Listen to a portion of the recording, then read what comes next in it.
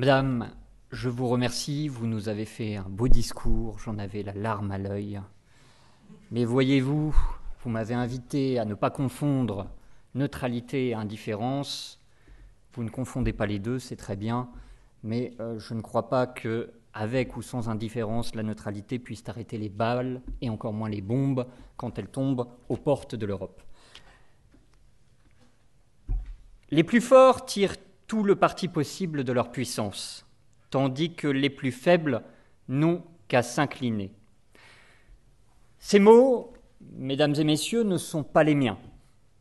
Ce sont ceux que les Athéniens eurent pour les habitants de l'île de Mélos, qui se prétendirent neutres, refusèrent de prendre le parti d'Athènes et finirent réduits en esclavage.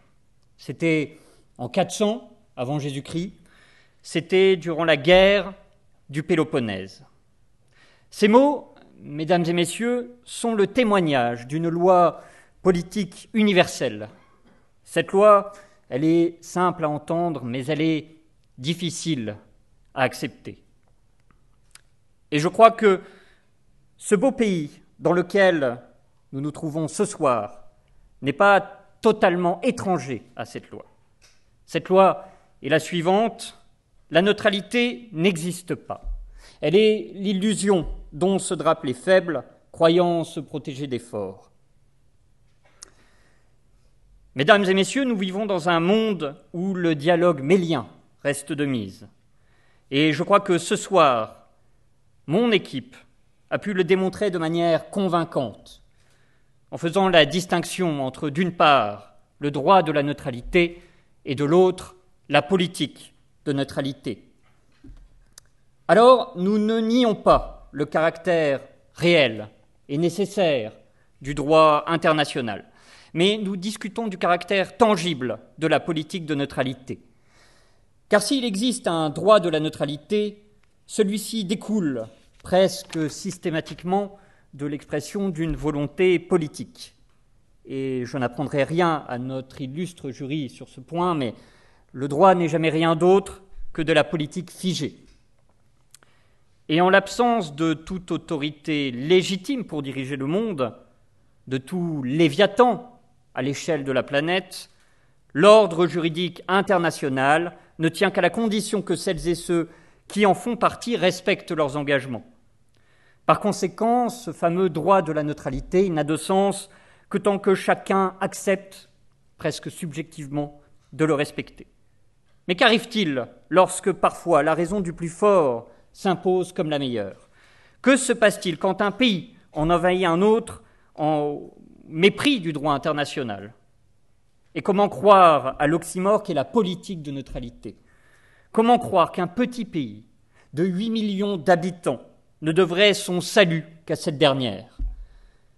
Regardez avec moi les dernières décennies. Que dire?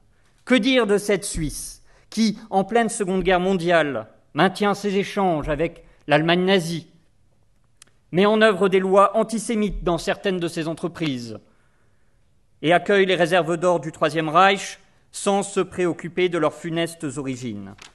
Que dire de ce pays qui interdit le Parti communiste dès 1940 et fiche ses propres administrés durant la guerre froide en raison de leur opinion politique? Pardonnez-moi, mesdames et messieurs, mais à la lumière de ces faits, la neutralité helvétique n'est pas autre chose qu'une manière élégante de se soumettre à la volonté du plus fort et à l'idéologie dominante. Mais ce concept politique n'est pas seulement une illusion, c'est aussi une faute morale.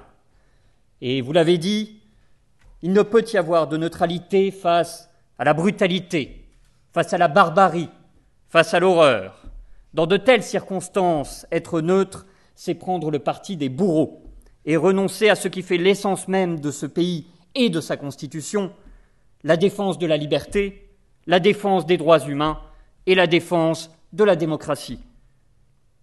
Et malgré cela, certains osent encore nous parler de neutralité active. Personnellement, je préfère parler de passivité dorée. Car c'est souvent au gré de son confort et de ses intérêts économiques et financiers que la Suisse adapte sa politique de neutralité.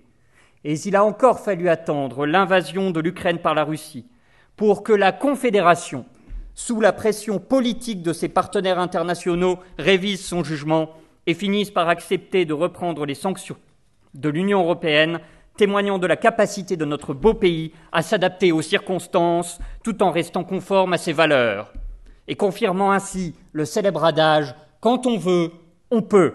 Alors oui, mesdames et messieurs, la neutralité politique est une illusion qui n'a bien souvent comme réalité que l'apparence qu'on lui donne.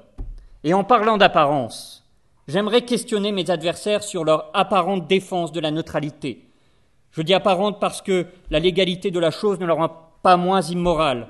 Monsieur Dubuis, vous, homme de culture et d'esprit, dites-moi, comment pouvez-vous, moralement, à la lumière de ces faits, refuser que l'Allemagne ne livre des munitions pour chars à l'Ukraine au prétexte que les munitions sont fabriquées en Suisse ?